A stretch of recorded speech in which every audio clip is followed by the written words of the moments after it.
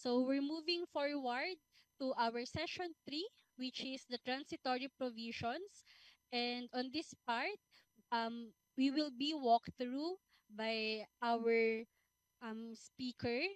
We're welcoming again Ms. Ruby Chanda J. Crisostomo, PDO4 of the BHROD HRDD and OIC of the BHROD OED for the third session, Transitory Provisions. So let's show our appreciation with a big round of virtual applause.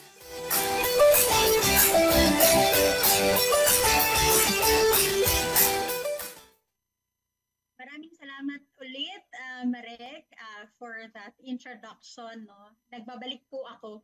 Bago po ako mag-umpisa sa aking session, pangalawang session, pangalawang at huling session po ngayong orientation, gusto ko lang pong batiin. Ang dami pong nanonood mula sa Sorsogon. Ako po ay tubong Bicol, tubong Sorsogon. So maraming salamat po. No? Maraming bumabati sa akin. So, and of course, no, sa ating mga nanonood ngayon, tayo po ay nasa 17,000 na po na viewers. Maraming salamat po. Naintindihan po namin yung iba na meron pong mga klase ngayong araw. Gaya ng sabi ni Marek, huwag ka po kayong mag-alala. Pwede nyo pong balikan itong orientation material na ito. At sabihin nyo rin po yung inyong mga kaibigan na hindi or kasamahan na hindi makakanood ngayon. Okay, so this session, I will be proceeding to the transitory provisions. Pero some of this or most of this will be focused on the ECP-affected positions. Yung mga positions po na hindi natin nakita doon sa ipinresent ko pong structure kaninang unang session. Ito po yung mga head teachers, assistant school principals, meron din po tayong special education teachers, meron tayong special science teachers, special school principals, no? Meron din po tayong mga ganon. Ano po yung mangyayari sa kanilang mga position? So, at ano-ano pa po yung ibang transitory provisions na mag-a-apply sa atin. Kanina po sa comment section may nagtanong, kailan po ang effectivity nitong ECP system. So, i-discuss po natin yan in this session. Maikli lang po ito. Hopefully, we are all ears in this session because importante din po ito. Lalong-lalo na po doon sa ating mga kasamahan sa audience na head teacher and assistant school principals. Okay, if I may start, no, the transition period, no, nakalagay po sa ating IRR, yung implementing rules and regulations of Executive Order 174 or the IRR of Expanded Career Progression System, meron po tayong transition period of 3 years. Reckon from the date of issuance of the IRR. So, na-issue po itong ating IRR last February 2025. So, the transition year will end on February 24, 2028. So yan po yung ating transition year. Bakit ko po ito hina-highlight? Gawin po natin lahat ng maaari natin gawin within this transition period. Let's take this opportunity to make a career change, lalong-lalo na po doon sa ating mga ECP-affected positions. This is the opportunity for you to become a school principal, no, within this transition period. Okay? Sige po. In the next slide, unahin po muna natin yung mga bakanting posisyon. No? There are vacant positions in our plantilla. Sa mga HRMO po na nanonood ngayon, alam po natin ito. No? Meron po tayong mga vacant positions in our plantilla, DepEd plantilla. So ano po ang mangyayari sa kanila? Uulitin ko po yung ating scrap and build policy, kung saan we will be converting vacant positions to teacher 1 or school principal 1. Nabanggit ko po yan doon sa nauna nating session. Ngayon, kung ang position can be found in the ECP system, ibig sabihin ito po ay teacher 2, teacher 3, master teacher 1 to 5, school principal 2 to 4, the vacant position, no, will be converted to the following. If the vacant position is a teaching position, teacher 2 to teacher 3, master teacher 1 to 5, 1 to 4, sorry, kasi ito po yung mga existing positions natin, ano? the position will be converted to Teacher 1 item 1 year after the issuance of the IRR. So dahil po na-issue yung IRR noong February 2025, meron po tayong up until February 25, 2020, 2026, no? 2026 para i-fill up yung vacant position na yon. No? Otherwise, by after 1 year, they will be converted to Teacher 1. Ganon din po yung mangyayari sa mga vacant school principal 2 and 3 and 4 positions. They will be converted to school principal 1 item after 1 year after the issuance of the IRR. So dahil po ibig sabihin po nito, ito pong mga school principal items natin na higher positions 2, 3 and 4 shall be filled up to February 25, 2026. Otherwise, they will be converted to school principal 1. So sana po malinaw po yan, ano? So this is a reminder to all our schools division offices to employ all necessary means to fill up the positions in accordance with the DepEd MSP and applicable recruitment, selection, and appointment guidelines.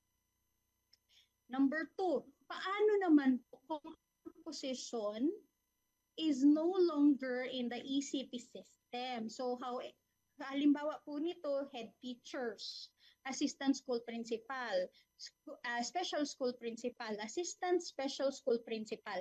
Ito po ay mga posisyon na hindi na natin makikita doon sa structure na pinakita natin kanina. Anong mangyayari dito sa mga vacant positions na to? Again po, vacant positions lang muna yung pinag-uusapan natin.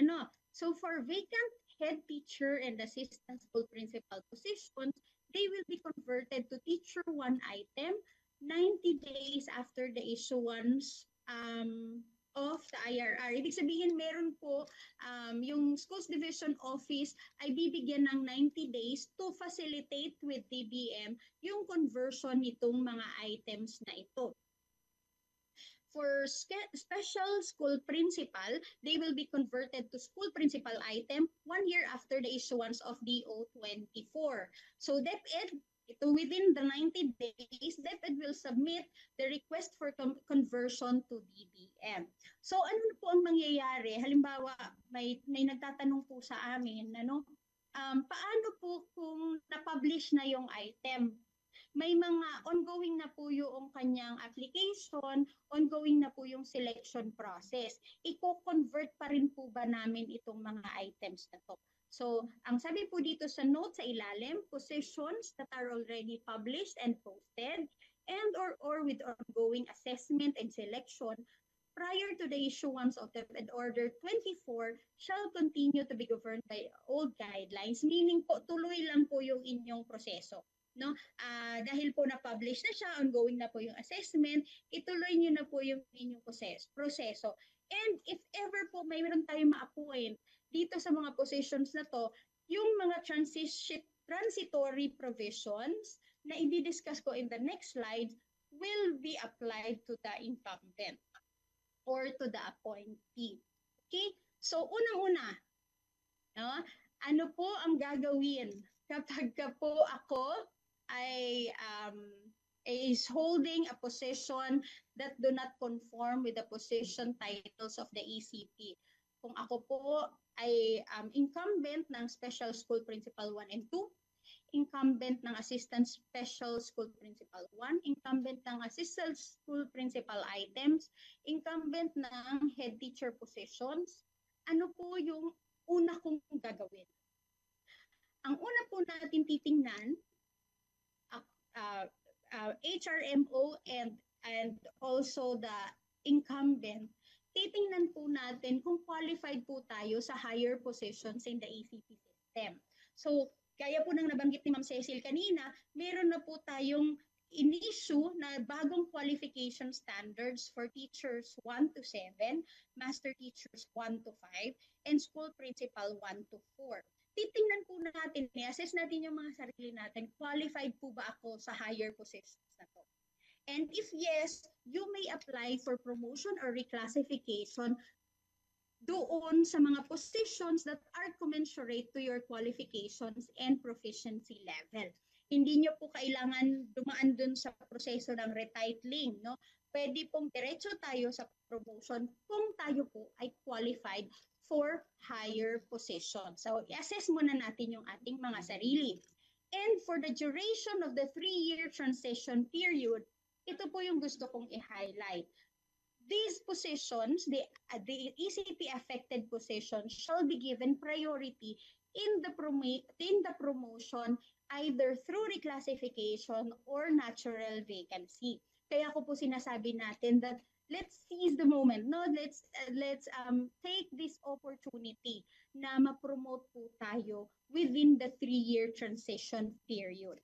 Okay? So again, una natin titingnan, qualified ba tayo for promotion or reclassification to higher positions either sa classroom teaching or sa school administration.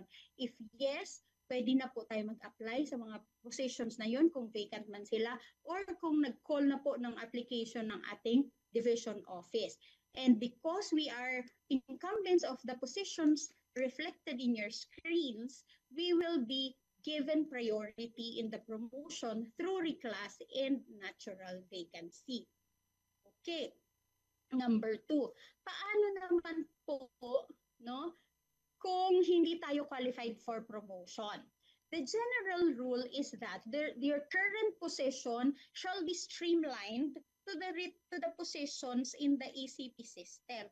Meaning, we will be retitling the position, no, that you are holding, the position title, we will be retitling them to the appropriate position title indicated in the ECP system. So halimbawa po, ako po ay incumbent ng Head Teacher 1, I will be retitled to a Teacher 4 position.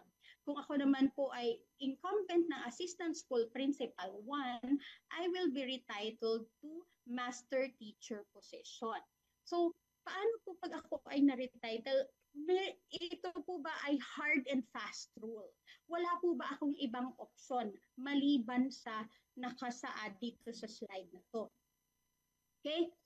So, in the next slide, papakita ko po kung ano-ano yung inyong mga options, no?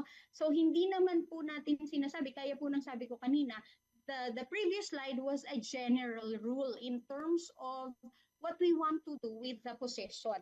Ideally, we want to restreamline the position titles to the position titles in the ECP system. However, we acknowledge that some of these positions have incumbents, and we have to take into account the preference and the qualification of these incumbents. So number 1, for Head Teacher 6 and Assistant School Principal 2 and Assistant School Principal 1, ano-ano po yung options natin? Titingnan muna natin yung inyong qualifications in terms of CSC approved QS and whether or not you have passed the school head assessment, either the principal's test or the NQuest or yung gaganapin po nating NASH. Kung qualified po si incumbent sa principal position, based on the QS and based on NQuest, principal's test or NASH, the position will be retitled to the equivalent school principal position. So halimbawa po, si Head Teacher 6 is SG19, ang equivalent position niya po is School Principal 1. Since qualified naman po siya sa QS at meron na po siyang NQuest, pasado na po siya sa NQuest, pwede na po siyang i-retitle sa School Principal position. Without having to undergo the comparative assessment of the HRM PSB or the subcommittee. Pag retitle po, ang kailangan lang po natin i-meet is the QS and the NQuest. So, however, this is still subject to the staffing standards na diniscuss ni Mon kanina. So halimbawa po ako ay head teacher 6. I am a department head in a secondary school. I may choose to be retitled to a school principal position. School principal 1. Pero dahil po mayroon ng existing school principal sa aking school, saan po ako pwedeng mag-perform as school principal? So our option in terms of function is you can perform the school head function in any elementary or secondary school na wala pa pong principal item. Remember po, ang goal natin is to have a 1:1 ratio of school to principal. So pupunuin muna natin yung lahat ng schools within the division with one school principal. Ngayon, paano po ma'am kung lahat po ng school sa division namin ay meron ng principal 1. Pero qualified po ako in terms of QS and in terms of NASH. Ano po ang mangyayari sa akin? I have an option to retain the position title, my position title as head teacher or assistant school principal, and perform my existing function in the same school. So wala pong mangyayari, no? Retain ang position title, retain ang function until a principal item becomes vacant. So as soon as merong may bakanteng item, no, pwede na po akong magpa-retitle to a school principal position and take on the function of a school principal position in that school kung saan po yung vacant. Ang example po nito, no, applicable in the case where all schools have been assigned with one SP. Yan po yung ating option. Again, kung tayo po ay qualified in terms of QS and NASH, our option is to retitle to the equivalent school principal position without having to undergo the comparative assessment of the HRM-PSB. However, this is still subject to the staffing standards as discussed by Raymond kanina po. Ngayon, if we get a school principal position, we may be reassigned, no? We will be reassigned to schools with no, whether elementary or secondary, with no school principal item. Kung hindi naman po, kung wala na pong schools na may vacant school principal item, pwede ko pong i-retain yung aking item and perform the existing function in the same school. Ngayon, focus po ako dito sa isang box that I can be assigned to any elementary or secondary school. Ibig po ba sabihin nito, Miss Chanda, kapag ka po ako ang let ko po ay elementary, pwede po ako maging principal sa isang secondary school? Yes po. Kung makikita nyo po sa ating DepEd Order 19 Series of 2025, yung amended qualification standards for teachers and school principal positions, wala na po ngayon delineation yung elementary and secondary for pagdating sa school principal. Dahil ang main focus na natin as school principals is school leadership and management. So either elementary or secondary school, dapat kaya po nating pamunuan. So mas madami tayo ngayong option kahit po ako ay head teacher 6 sa secondary at na-retitle to a school principal 1 position, pwede po akong mag-serve as school principal sa isang elementary school. Okay? And paano po kapag ako ay na-retitle or na-retain, ano po yung mga possible promotional opportunities ko? I can be promoted through reclassification and natural vacancy. And as mentioned kanina, priority po yung ating mga ECP affected in terms of promotion. Ngayon, what if naman po si incumbent is not qualified either QS or hindi pa po siya passer ng NQuest? Ano po yung pwedeng mangyari sa kanya? Ang una po natin titingnan is that they can be retitled to the equivalent master teacher position subject to the staffing standards. No? Halimbawa po, ako ay head teacher 6, siya po ay SG 19. No? Ang equivalent master teacher position noon ay master teacher 2. So, ang tanong, master teacher position na yung hawak ko, kailangan ko ba talaga magturo? So, these are your options in terms of function. Number one, you can assume the function of a master teacher. Meaning, pwede kang magturo. Magtuturo ka dahil yun ang pinili mong option in terms of function. Pero pwede mo ring piliin as option is that kahit pa master teacher position ang hawak ko ng item, na retitle na ako to a master teacher position, I can still perform, I can still choose to perform my existing function in the same school by virtue of designation. Meaning, pwede pa rin po akong mag-perform as assistant school head designate or in the case of head teacher as department head designate in the same school.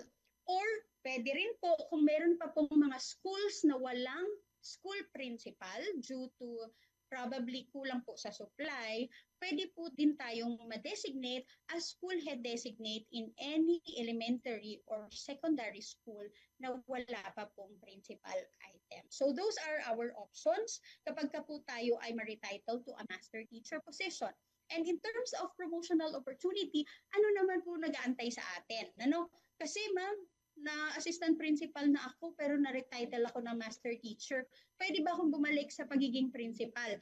Kung sakaling mapasa ko na po yung NQuest or kung sakaling makuha ko na po yung QS, ma-meet ko na po yung QS. Yes, mag-a-apply po sa atin yung policy natin on switching of career lines. And again, we are priority in their promotion through reclassification and natural vacancy. So, I hope malinaw po ito no para sa ating mga incumbents of head teacher, assistant school principal 2 and 3. Ngayon, ma'am, paano naman po kung hindi po ako qualified to either principal or master teacher? Ano naman po yung pwede kong gawin? Ito pong box natin na red na box under no sa bottom of our slide, incumbents who may not qualify to either school principal or master teacher position, and those who may not be retitled to a master teacher position as may be declared excess in the established staffing standards shall retain their position title and continue to perform as assistant school principal or head teacher in the same school. So waiting po tayo, no? Kumbaga in queue, on queue po tayo kung sakali kung hindi tayo qualified for both principal and master teacher. Yun lamang po yung ating pong position title will be tagged as coterminous with the incumbent. Mamaya po i-discuss ko kung anong ibig sabihin ng coterminous with the incumbent or CTI. Next po. Kung ako naman po ay incumbent of a head teacher 1 to 5 and assistant school principal 1. Yung mga katumbas po nitong position ay teacher 4, 5, 6, 7 and master teacher 1. Wala po siyang katumbas na school principal position. Ano naman yung pwede kong gawin? Or ano yung options para sa akin? I can retain or retitle my position title. Pag pinili ko po yung retain, ito po yung mga pwedeng options ko. I can retain my current position as head teacher or assistant school principal, and I can perform the same function in the same school. No? However, I can, in addition, I may opt to be retitled within the 3-year transition period. So, ibig sabihin po, bibigyan tayo sa loob ng 3 taon na transition period. Panahon po yan para mag-isip tayo kung tutuloy natin yung retain or gusto na natin magpa-retitle to the equivalent master teacher or teacher position. Because after 3 years, no, our position, since wala na po siya sa ECT system, the position that we are holding or occupying shall be tagged as CTI after the 3-year transition period. Ano pong ibig sabihin ng CTI or coterminous with the incumbent?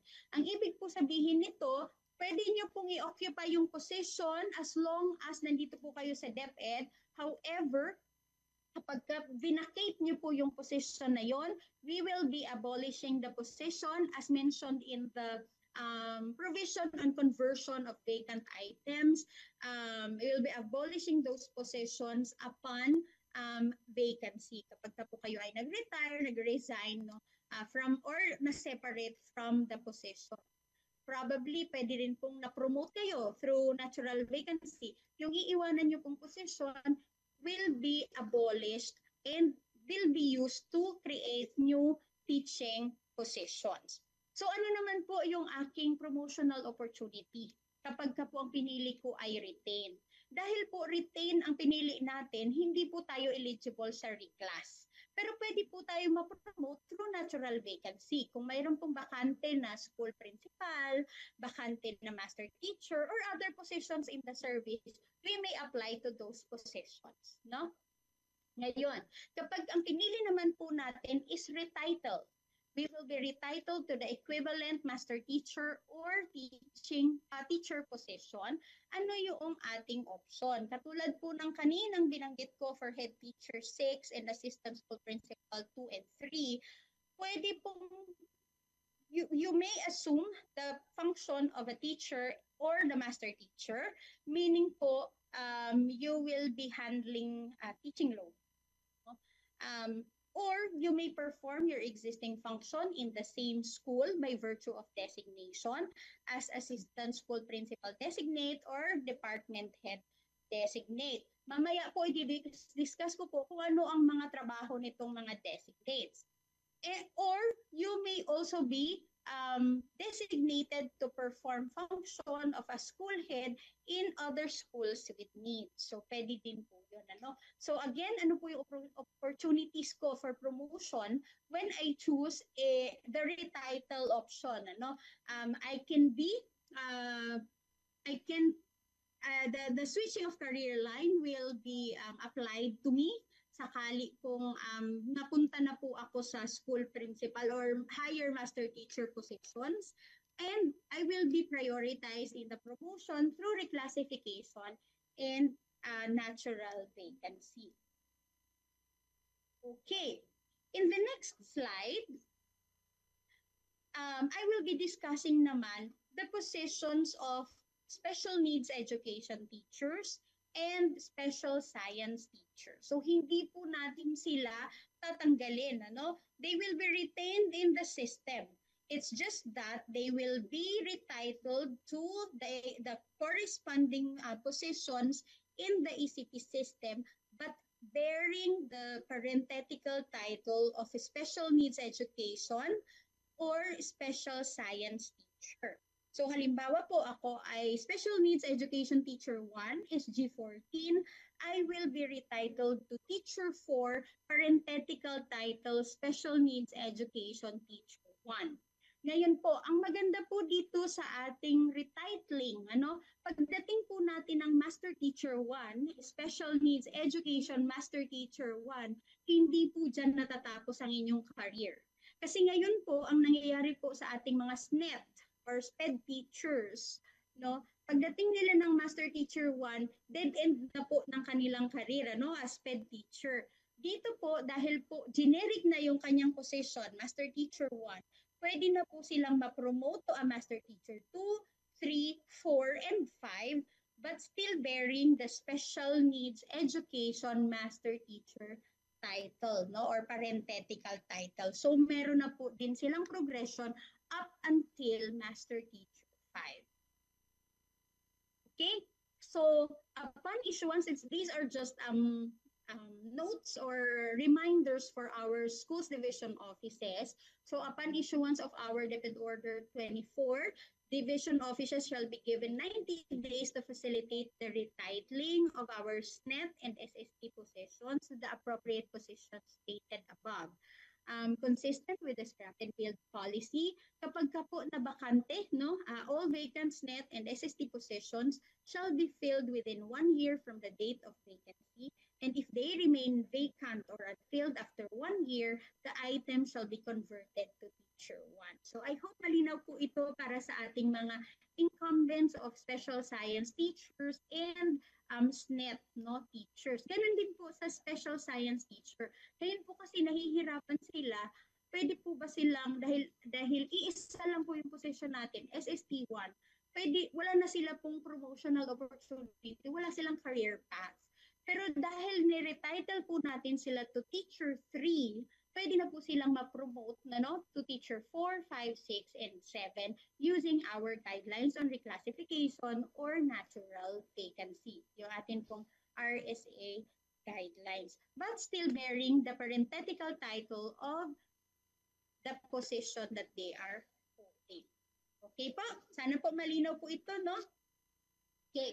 In the next slide, ito po naman yung mga nakahanda natin po na mga programa para sa ating ECP affected personnel. So, incumbents of head teacher positions, ASPs, special school principal, assistant school principals shall be considered on-stream candidates during the 3-year transition period. Ano pong ibig sabihin ng on-stream candidate? No? Being on-stream, you will be given PD interventions or professional development interventions by our NAIA in the division and in the region to equip you of the necessary competencies for you to become full-fledged principal. Kumbaga po, within the transition period, ihahanda po natin kayo na maging full-fledged principal. And at the same time, you will be given priority in promotion or reclass to appropriate school principal position without passing through Master Teacher 1. So halimbawa po ako ay Head Teacher 4 or Head Teacher 5, kailangan po ba dumaan ng Master Teacher bago po ako mapunta sa school principal? Hindi po. Within the transition period, hindi po natin kailangan dumaan sa Master Teacher 1 position.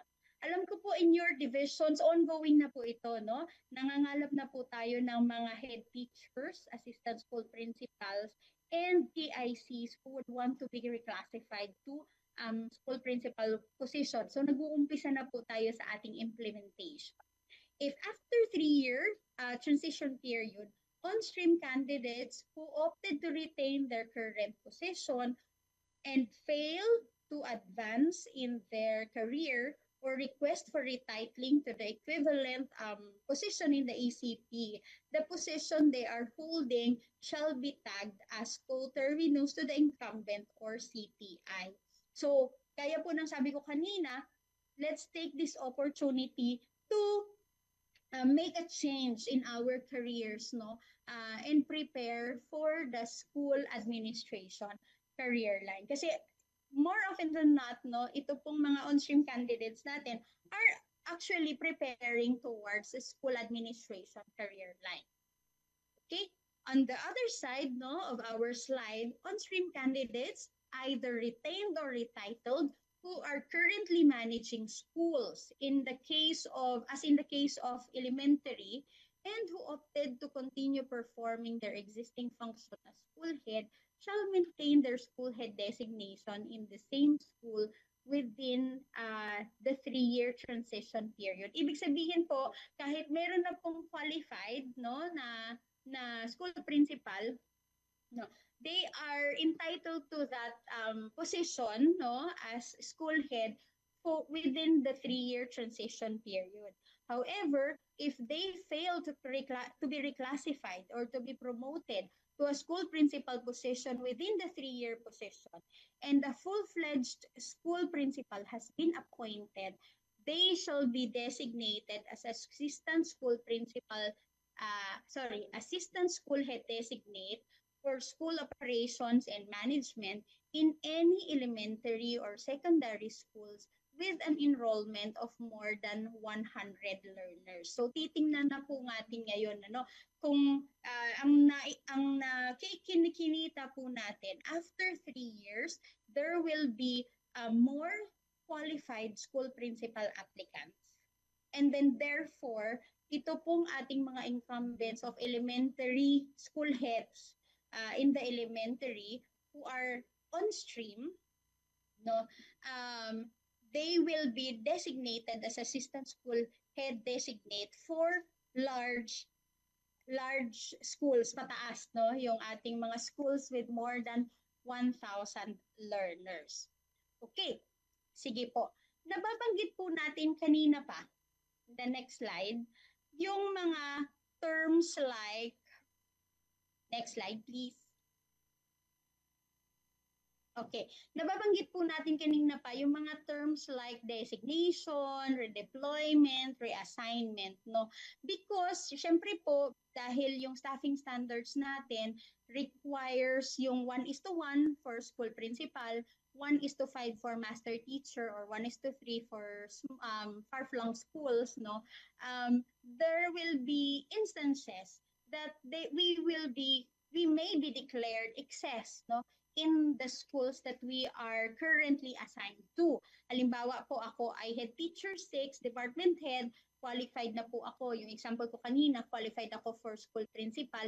Pwede ba akong, hindi ako pwede magstay no, doon sa isang school dahil may isa na po doon na principal. 1:1 lang po yung ating ratio. So therefore, staffing complement resulting from the retitling or reclassification of positions shall be subject to redeployment of positions and or personnel to schools with identified needs. And in the case of designation or reassignment, appropriate designation order signed by our SDS shall be issued to the incumbents who opt to take on the functions of school head designate, assistant school head designate, or department head designate. So, ito po nababanggit ko din kanina, no? Kanina pa yung assistant school head designate and department head designate. Ano po ang plano natin dito sa mga functions na ito? In the next slides, meron po akong dalawang slide specifically for assistant school head designate and department head designate. Sige po, next slide. Yan.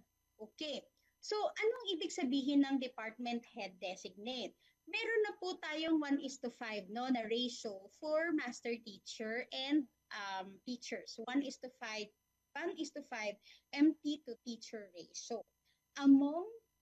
Within a school, elementary school for example, or within a learning area in the secondary, meron pong pagkakataon na marami tayong master teachers, no? In the learning area or in the department. Ngayon po, pipili tayo among the master teachers in that school or within that learning area to act as the department head designate. So a department head designate shall be assigned in grades 4 to 6. So hindi na lang po secondary. Meron na din po dapat department head designate in grades 4 to 6, junior high school, and senior high school. In kindergarten and grade to grade 3, department head designates shall serve as grade level head. So ano po ang gagawin nitong mga department head designate? Uulitin ko po, they shall come from the ranks of master teachers in the particular learning area, subject, or track in the case of the junior high school and senior high school. So the official designation order should be signed by the SDS. Bakit po kailangan may official designation order? Magagamit po kasi natin ito sa ating mga promotion as relevant experience. Number 2, the duration of designation shall be on 1-year rotation. So halimbawa po, 5 po tayong master teacher sa Filipino department. Pwede po tayo, ang designation po natin should be on rotation para lahat po tayo fair na tayo po ay madedesignate as department head. So department head designate shall also be given a maximum of 3 hours of teaching load. Hanggang 3 hours lang po, no? And the duties and responsibilities of department head designates are detailed in Appendix 3 of our DepEd order. So hindi ko na po isinama ito dito sa ating presentation, but you may look into our DepEd order to see the specific duties and responsibilities of our department head designate. So basically, sila po yung tatayong leader, no, or department head doon sa specific learning area to monitor the implementation of the education program or the subject area, the programs under that subject area. So in terms of performance, ano po yung gagamitin niyang form, no? IPCRF ba or OPCRF? So department head designate shall use the prescribed IPCRF to reflect their performance as teacher based on the PPST and their contribution as department head designate to the school overall school performance. They shall reflect their performance targets and accomplishments as department head designate under the KRA on teaching and learning delivery. So, si Department Head Designate po, uulitin ko po, nakafocus po siya sa teaching and learning. No? Hindi po siya hindi po siya required or they should not be given administrative function because the department head designate coming from the ranks of master teachers should focus on instructional supervision and the promotion and implementation of the education program and focus again the KRA should be on teaching and learning delivery. Ano po ang kaibahan nito sa assistant school head designate in the next slide? Assistant school head designate shall be assigned in schools with enrollment of more than 1,000 learners. Kasi po nakikita po natin na kapag lumalaki po yung school, kakailanganin na po ng school head ng katuwang, no, sa kanyang pag-implement or sa school operations and management, no. So we will be designating assistant school head designates in schools with more than 1,000 learners. So saan po manggagaling itong assistant school head designate? Sila po will come from the ranks of teacher 6, teacher 7, and master teacher 1. Bakit po sila ang nakikita natin na i-designate as assistant school head? Because like what I've mentioned in session 1, no, these positions are considered aspiring principals. We are preparing these positions for them to take on the function later on of school principal. Being designated as a school head designate shall prepare them to become a full-fledged principal in the future. So para po siyang PD on practice, no? Para po siyang professional development intervention for our aspiring principal. In addition to other professional development intervention as may be provided by our NAEAP at the division and regional level. Again, official designation order shall be signed by the SDS. And in terms of function, assistant school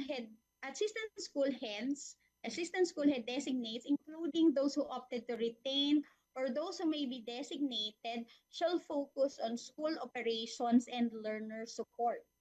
No, hindi po sila they will be supporting the teaching and learning delivery, but their focus mainly is on the administrative side, no? School operations and learner support. So ano po yung nakapaloob dito? Ito po yung mga admin, coordinatorships, yung atin pong iba't ibang mga programa sa schools. Yun po yung kanyang isusupervise, no?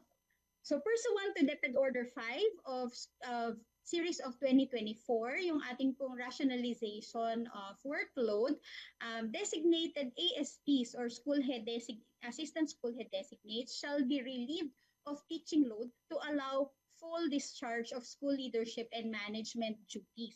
An assistant school principal or assistant school head designate may be assigned a teaching load on the condition that all teachers in the school have been assigned the maximum teaching overload of 2 hours. So, in exigency of service na lang po yung kanyang assignment of teaching load. The specific duties and responsibilities of assistant school head designates are detailed in the Appendix 4 of DepEd Order 24. And in terms of IPCRF or performance rating, they shall use the generic IPCRF to reflect their performance targets and accomplishments as assistant school head designate aligned with the overall school OPCRF. Okay, I think this is my last slide. Tama po ba? I think this is my last slide. Muli po, maraming salamat po sa inyong pakikinig. Nawa po ay marami kayong natutunan sa aking session this morning. No? Medyo information overload po ito. Kung sakali man pong kailangan nyo balikan yung mga sessions natin, pwede naman po, no? The recording will be posted naman po sa ating DepEd website at sa aming BHROD page for later on. But we are hoping that you have taken down notes, you have taken down your questions because we will be answering those in the Q&A later. And again, maraming salamat po sa inyong pakikinig at magandang umaga po sa lahat.